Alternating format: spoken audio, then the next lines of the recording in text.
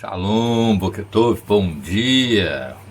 Pela manhã aqui que estou gravando esse vídeo com carinho, com bastante dedicação, para que você possa conhecer mais da Torá, você possa amar a Torá, amar a palavra de Deus e ser santificado por ela.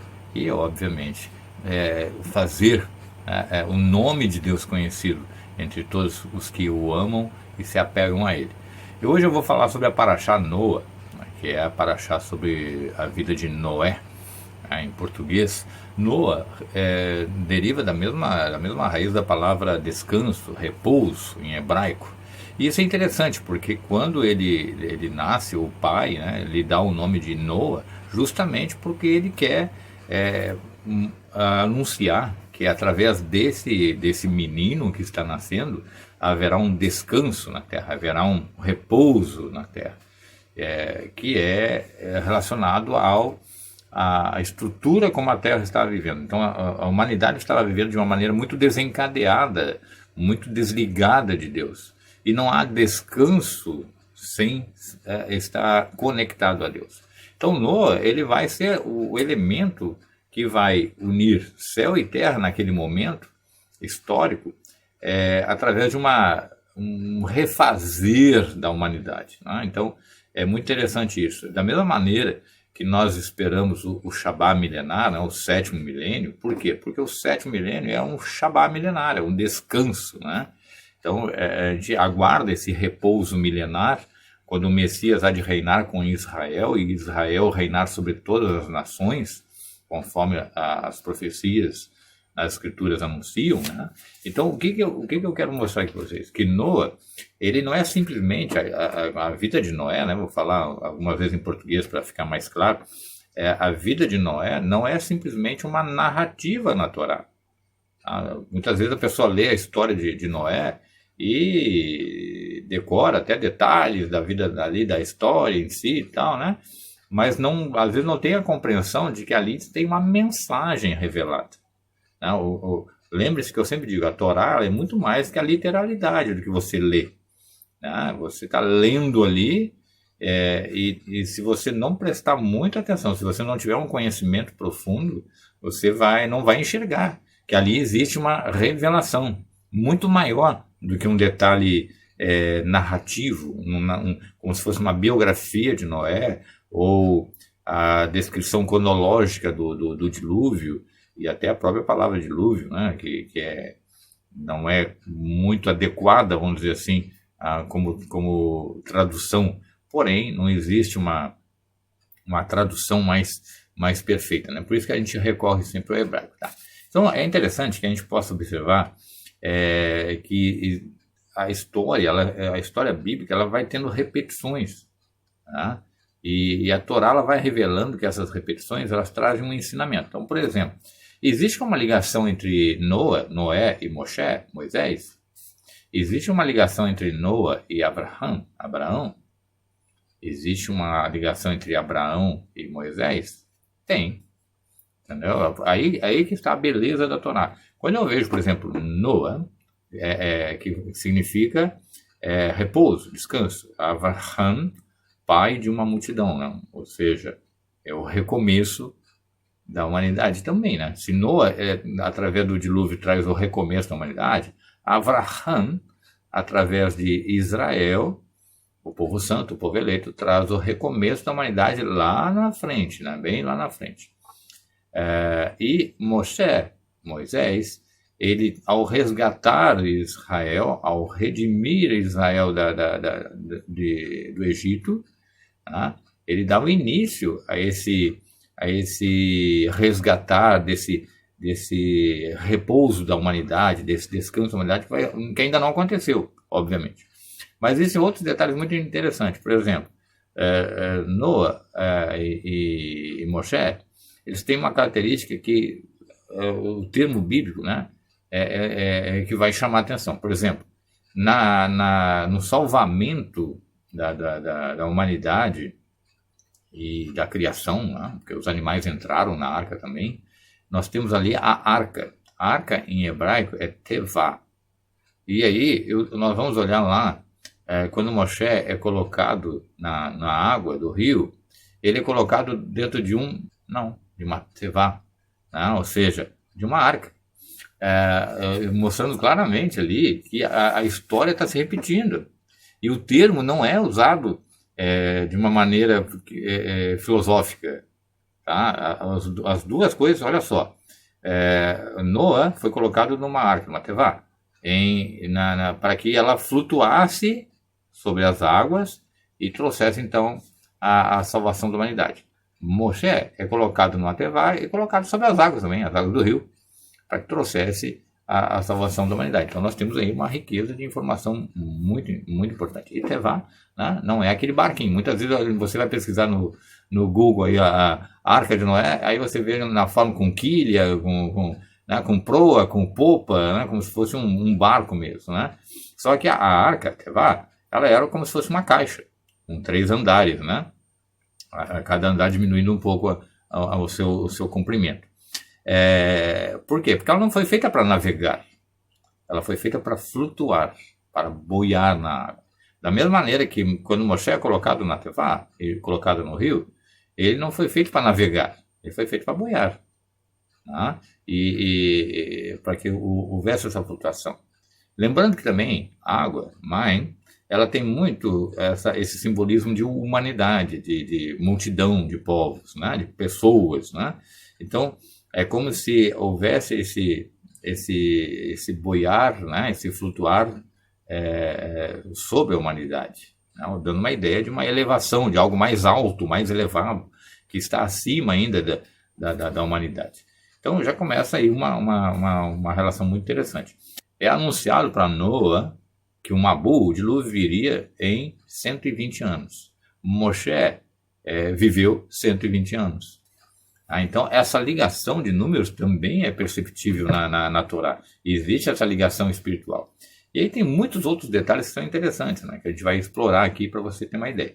Eu te indico você assistir meu vídeo sobre Noa, sobre Noé, porque ele vai ter mais detalhes ainda sobre o assunto, né? Sobretudo sobre o Mabu, sobre o dilúvio. E eu vou aqui especificar alguns pontos para também não repetir o vídeo que já está pronto lá, tá? No canal. Então, se você quiser mais um detalhe sobre o Noa, assiste o vídeo lá que você vai ter mais riqueza também de informações. É importante que eu veja outros detalhes. Veja comigo aqui o que diz o texto bíblico da Torá.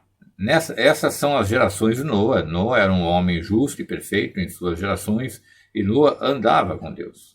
Gênesis 6:4. Olha, a Torá está dizendo o seguinte: ele era um homem justo e perfeito e completo, né? A ideia de perfeito, de íntegro, né? A ideia de plenitude. Aí a gente precisa entender o que é isso, o que é um homem perfeito. É óbvio que nós não estamos falando de um aspecto físico, mas e também não só uma integridade moral, mas muito mais ainda, tá? Vamos explorar isso. Ele era um homem justo, então, ou seja, ele era um tzadik, e um homem perfeito, completo. O que a Torá está me dizendo aqui? Que Noa, ele tinha uma característica muito importante.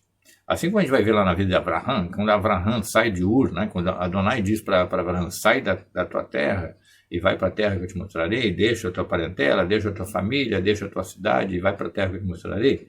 E ele tem que sair. Por que ele tem que sair? Porque Abraham era um homem justo e íntegro. E ele não podia ficar ali.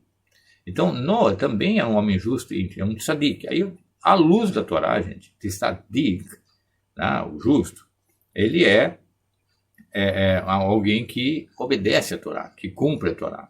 Então, o que Adonai está dizendo ao descrever Noa é o seguinte: esse homem, ele é um cumpridor da Torá. Aí você diria: mas para aí, a Torá não foi dada por Moshe alguns séculos depois? A Torá detalhada, escrita, revelada para Israel foi, mas todos nós já nascemos com a Torá. Quanto mais a humanidade se afastou de Adão, vamos dizer assim, mais ela foi perdendo essa revelação da Torá que está dentro da gente. Tanto é que o profeta Ezequiel, né, ele anuncia que Adonai iria trocar o coração, tirar o coração de pedra e colocar um coração de carne e pôr, né, a Torá dentro da pessoa. E também o texto de Jeremias, né, Irmiyahu, ele também diz isso, né, que vai unir as duas casas de volta, Judá e Efraim, né, Israel, e vai colocar dentro do povo de Israel, dessa união, a Torá no coração. Por quê? Para voltar ao princípio de tudo. Adão já nasceu com a Torá, já nasceu com essa conexão com os céus. Então, quando a Torá descreve que Noé era um homem justo, tzadik e íntegro, ele está dizendo exatamente isso, que ele era um homem que era voltado para a Torá. Não, ele era voltado para a Torá. A Torá era nítida dentro dele. Tanto é que o texto que eu acabei de ler diz o seguinte: ele andava com Deus. Andar com Deus significa seguir os passos de Deus. Né? Então, claro que isso é uma linguagem simbólica, né? uma parábola para que a gente possa entender. A ideia de que ele acompanhava Deus. Né? Então, a gente acompanha a Deus quando a gente obedece a Torá. A gente segue a Deus quando obedece a Torá. Porque quando eu vejo lá em Deuteronômio, ele diz assim, Adonai falando, né? Eis que eu coloco diante de vocês a bênção e a maldição, a vida e a morte. Escolham a vida, pois, para que vivam. Portanto, obedeçam as minhas mitzvot, né, os meus mandamentos, e apeguem-se a Adonai, seu Deus. Apegar-se é colar. Né? Eu já citei isso em outros vídeos. Então, o que ele está dizendo aqui? Que a maneira da gente ser justo, né, aos olhos de Adonai, é nos apegarmos a ele. Por quê? Aí eu vou andar no ritmo de Adonai, eu vou andar com ele. Essa é a ideia. E Noé, ele é exaltado já nesse sentido. Então, quando a Torá já revela que ele era um homem nesse sentido, a gente vê que há uma eleição. Né? Adonai está elegendo Noé, e consequentemente a sua família, para serem o salvador da humanidade nesse momento. Então, é como se Noé fosse um Messias, né? Uma figura de um Messias. Tá? E ele vai salvar através dessa teva, né? Ele vai salvar através da teva, né? da arca, e através das águas. E aí tem todo um sentido também, né? Porque notem que lá nós vemos que no final de tudo, no final dos tempos, nos últimos dias, Adonai enviará fogo do céu, tá? Para o julgamento da humanidade. Então repare que no início eu tenho água e no final eu tenho fogo. A água representa a purificação, por isso que nós mergulhamos num mikveh, tá? numa espécie de piscina com águas correntes, e emergimos para sermos purificados. Então o objetivo de Adonai, na época de Noé, com o dilúvio, o Mabul, não era destruir a humanidade, mas purificar a humanidade. Então ele pega elementos como Noé e a sua família e vai purificar a humanidade a partir daí. Né? Ele vai transformar a humanidade a partir dessa geração de Noé. Então é um processo de purificação. Tá?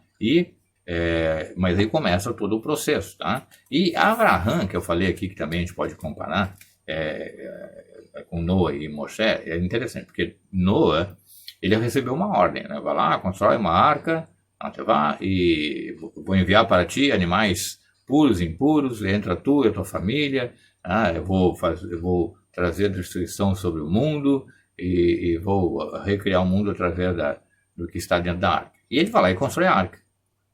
Tá? Os nossos sábios perceberam que ele não fez uma oração intercessória. Ele não foi lá e intercedeu pela humanidade. Ele foi obediente. Quando Moshe também ele recebe a incumbência de salvar Israel, ele vai trazer, inclusive, uma intercessão pelo próprio Israel quando Israel peca. Ele olha, apaga-me do livro da vida. Tal, né? Ele mesmo sendo o redentor ali do povo de Israel, ele vendo o pecado de Israel, ele assume uma postura de oração. Quando nós vemos a Abraham em relação a Sidom e Amorá, Sodoma e Gomorra, quando Deus anuncia a destruição, Abraham começa um processo de intercessão. Né? Se tiver 50 justos lá, tiver 40, tiver 30, tiver 20, tiver 10. Né? Então há uma intercessão. E a gente não vê em Noé essa intercessão. Né? Então os sábios eles perceberam isso. Por que Noé não intercedeu? Ele era um homem tzadik, ele era um homem justo, um homem íntegro. Né? Então, a gente pode cogitar a ideia de que ele estava cabalmente cumprindo o que Adonai havia dito, ele sabia. E o outro detalhe que é muito importante, como havia 120 anos até o início do Mabu, ou seja, quando ele recebeu o anúncio do dilúvio e começou a construir a arca, a humanidade teve 120 anos para poder ter um arrependimento, fazer uma techuvá. Então é como se ele estivesse intercedendo. Né? Como se ele estivesse intercedendo. Então a gente não tem a literalidade da intercessão dele, mas a gente tem a intercessão através da atitude. Ele está fazendo algo que, obviamente, vai impactar a humanidade. Imagina, não há chuva, não tem nenhuma inundação de abismo transbordando, e ele está construindo uma arca para flutuar na água. Imagina que as pessoas passavam, olhavam e deveriam questionar aquilo ali. Né? Então ele vai ter, né, através do Midrash, a gente vê que ele realmente vai explicar para a humanidade o que está acontecendo. Então há um período de intercessão, sim, no sentido de atitude, não através de uma oração. Tá? Enquanto que a gente vê em Abraão a oração pelo povo de Sidom e Amorá, tentando poupar o povo de Sidom e Amorá por causa dos justos, e Moshe também intercedendo por Israel, que é descendência do justo, né, de Abraão. Tá? Em Gênesis 6,16 é interessante que existe ali, a gente vai ver que existe uma tradução diferente do que está no texto em hebraico, né? No texto em português, farás na arca uma janela de um covo e acabarás em cima, e porta da arca porás ao seu lado, falharás andares abaixo, segundo e terceiro. A tradução diz que farás uma janela. Mas não é a janela que está ali em hebraico. É interessante. Tá? Ali está Tzorra, da onde você conhece a palavra Zorra. Ali não está a janela, ali está Tzorra.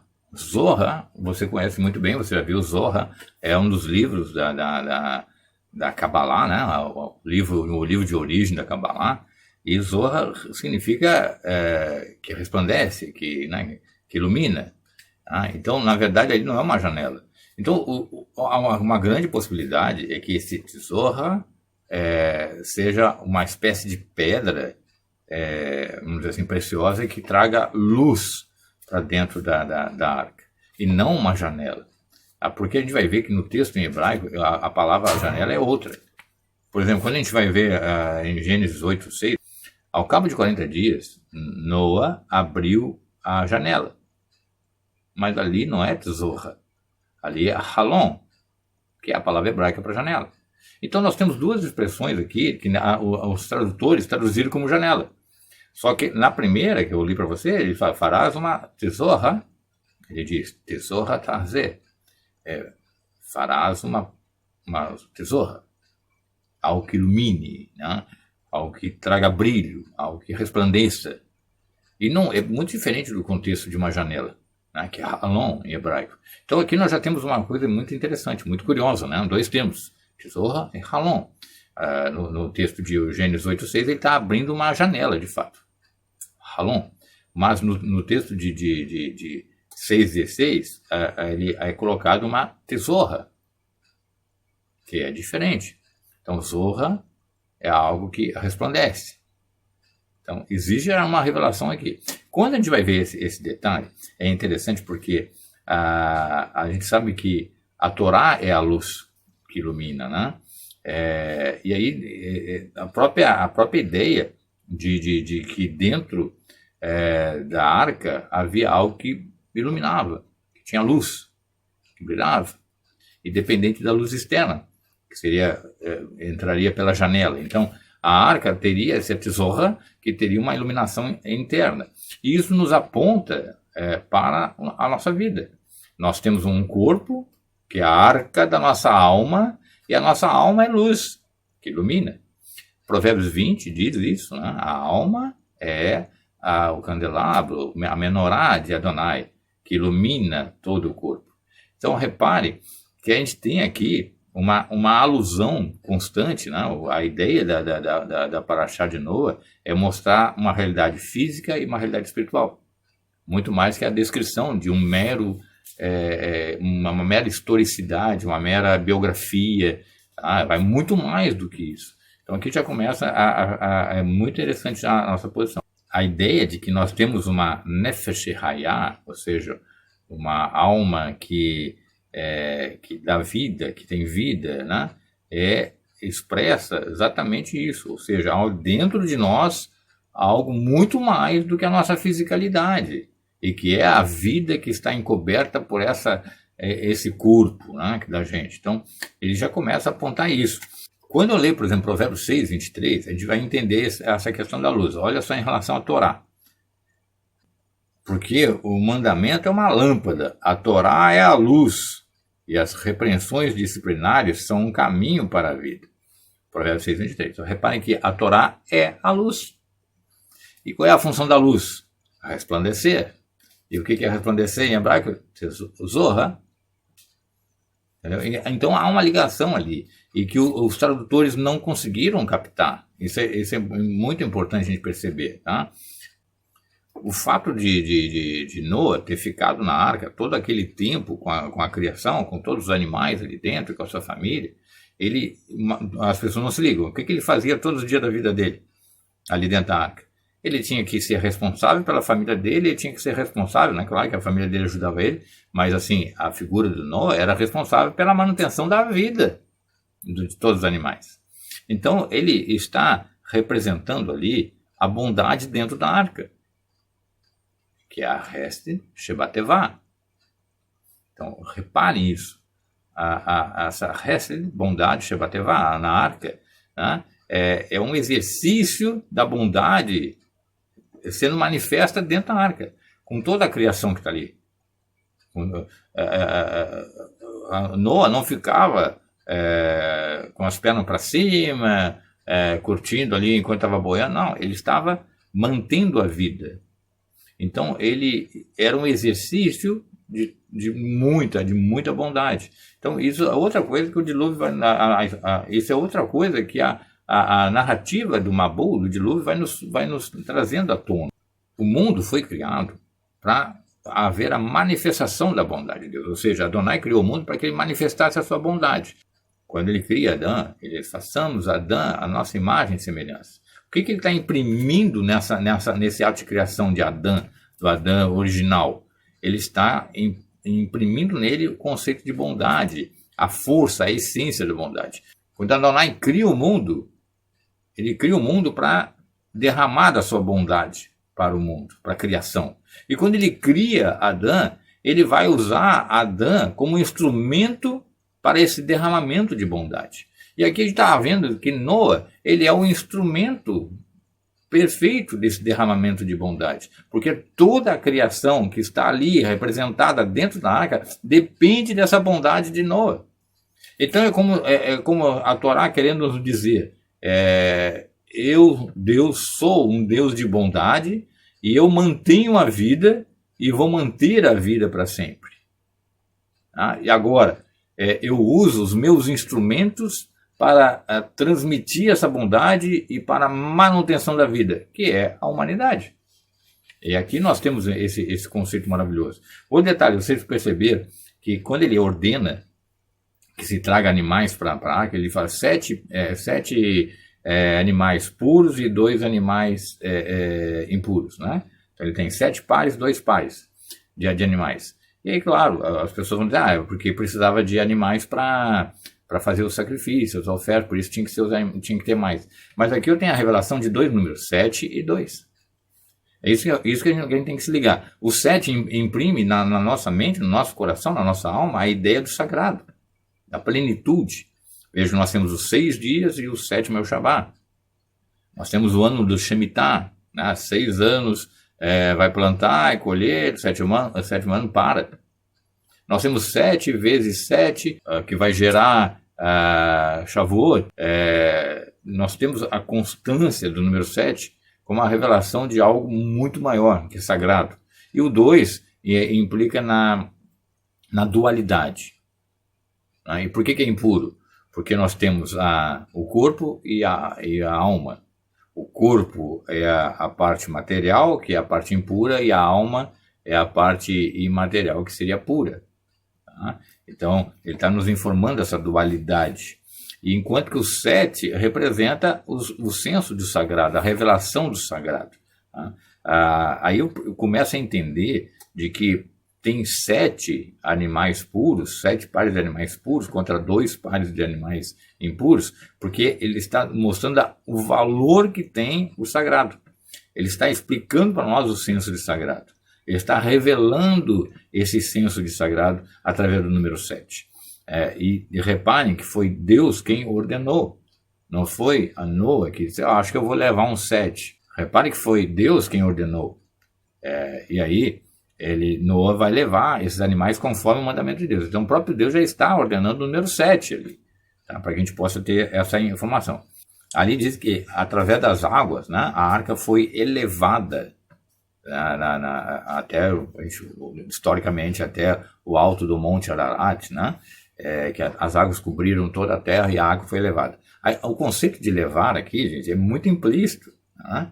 Essa aliada à arca, ou seja, ali você tem o contexto da arca como algo que é a redenção, a manifestação da bondade de Deus, e isso é elevado de tal maneira que ocupa o mais alto ponto. Tá? Então está nos dando a ideia exatamente desse senso do sagrado, da bondade de Deus, cuja missão dessa bondade de Deus, o alvo, o objetivo dessa bondade de Deus é aliar, é elevar a humanidade, tá? Que é representada por Noa e seus filhos. Outro aspecto interessante na Parashá de Noa é a questão de quando ele se embebeda com o vinho, né? Que as pessoas também não entenderam muito bem o que a Torá está revelando ali. Eu vou ler o texto e depois a gente explica. E começou Noa, homem da terra, e plantou uma vinha, e bebeu do vinho, embriagou-se e desnudou-se em sua tenda. E Ham, pai de Canaã, viu a nudez do seu pai e contou aos seus irmãos que estavam fora. E Shem e Jafet tomaram uma capa e a puseram sobre seus ombros, e andando virados para trás, cobriram a nudez do seu pai com seus rostos voltados para trás, de maneira que não viram a nudez do pai. Gênesis 9, 20 a 23.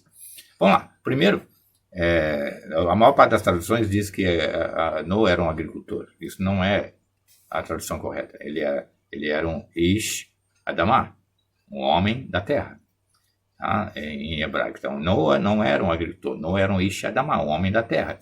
Então agora a Torá está voltando para a ideia do homem mundano, ou seja, não mundano no sentido pejorativo, tá, gente? Mas mundano no sentido, o homem que está ligado à terra, a alma que está habitando no corpo, habitando na terra. Essa é a ideia, tá? Então ele era um homem da terra, ele não era um homem do céu, ele era um homem da terra.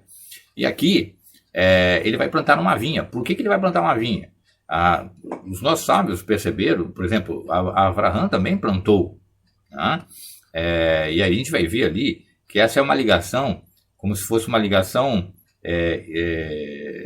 originada no Éden, porque a Adonai, diz o texto lá em Gênesis, que a Adonai plantou um jardim no Éden.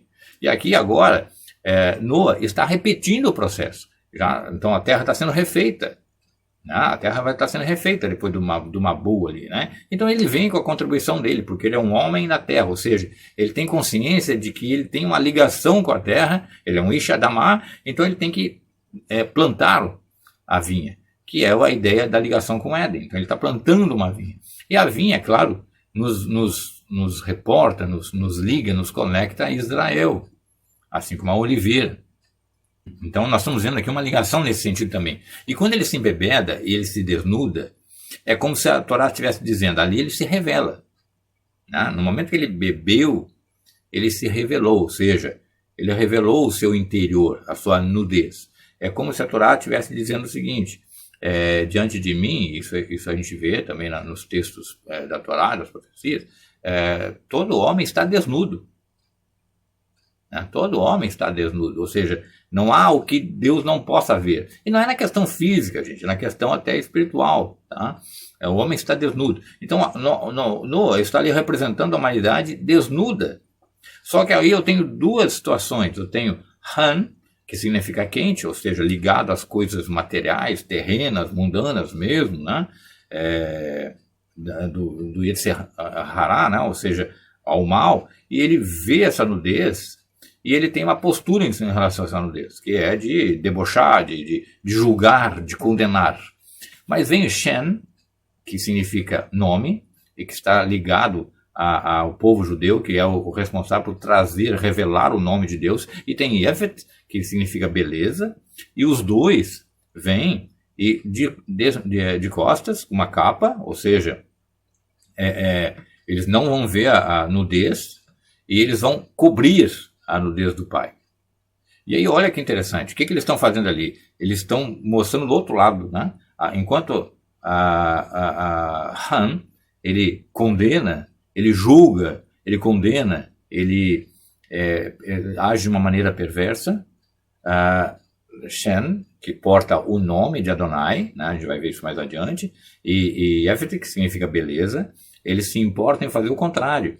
Eles querem esconder essa beleza, eles querem ocultar essa beleza, eles querem reverenciar o pai, e então eles respeitam e cobrem. E cobrir, reparem lá, quando a gente tem lá Adão e Havá, e no texto em português fala da nudez deles e tal, né? Eu vejo meu texto sobre Adão para vocês entenderem o que é nudez ali, nós não estamos falando de sexualidade, tá? Mas essa nudez, o que Adonai faz? Adonai faz pele para eles.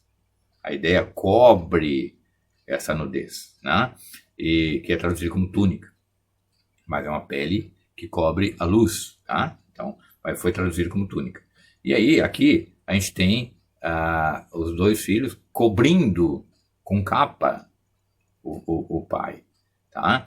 E aí a gente vai ver lá quando tem o propiciatório na arca, que fica no Santo dos Santos, a arca também tinha a função de cobrir, né? Aquela tampa cobria, e a ideia de capará é cobrir os pecados, certo? Então aqui a gente está tendo uma revelação muito linda da Parashá de Noa.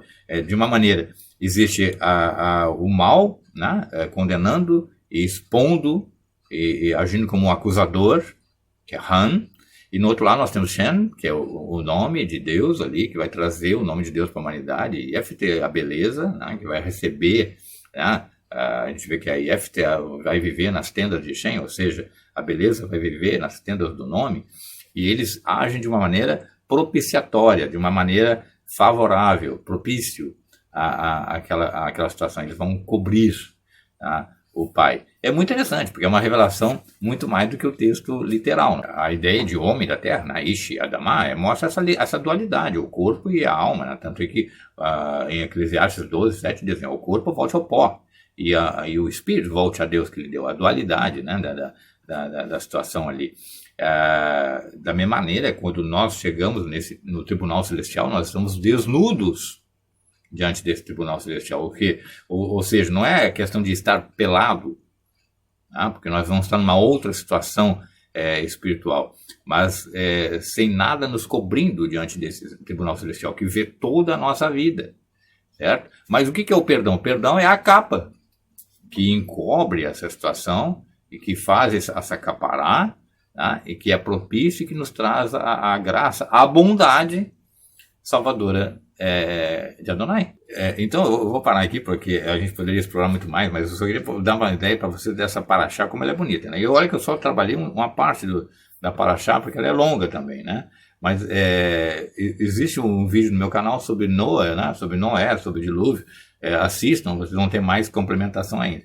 Mas eu queria trazer essas revelações para vocês entenderem como a Torá ela é tão maravilhosa, que quando as pessoas leem a tradução, e elas se ligam apenas nos detalhes ali da tradução, elas não conseguem enxergar a revelação espiritual que está ali, porque a Torá é luz, a Torá é Zohar, que resplandece, e qual é a ideia de resplandecer? É que a escuridão some e você tem uma visão muito maior do todo, né? Então a Torá é luz. No momento que você tem a Torá dentro do seu coração, você começa a enxergar a realidade espiritual que está encoberta pelo físico, tá? Por aquilo que a encobre, tá? Então é muito linda a história de Noé, gente, mas eu gostaria de ficar aqui horas e horas e horas, mas é muito longo, é muita informação. Então a cada ano a gente vai trazendo mais informação, se Adonai assim nos permitir, e que ele possa abençoar e te fazer amar muito mais a Torá a partir dessas revelações que eu estou compartilhando com você aqui, tá bom? Que Adonai te abençoe a tua família. Um beijo no coração.